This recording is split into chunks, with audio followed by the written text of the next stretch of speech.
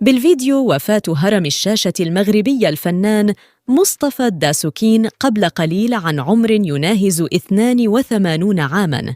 أولاً، وإذا كنت مسلماً فاضغط علامة إعجاب لهذا الفيديو والدعاء بالرحمة والمغفرة مع الراحل مصطفى الداسوكين أسكنه الله فسيح جناته.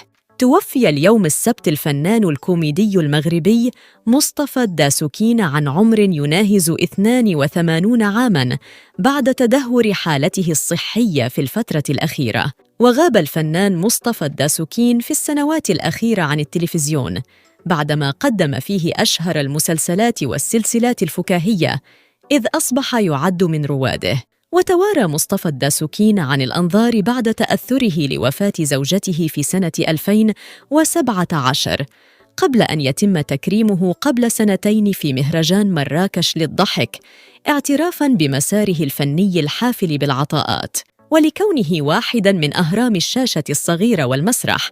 ومن أشهر أعمال الفنان الراحل مسلسل الغالية ودموع الرجال وتريكة البطاش وشوك السدرة وسيتكوم نسيب الحاج عزوز وعائلة سي مربوح، إلى جانب حضوره القوي في قائمة طويلة من المسرحيات.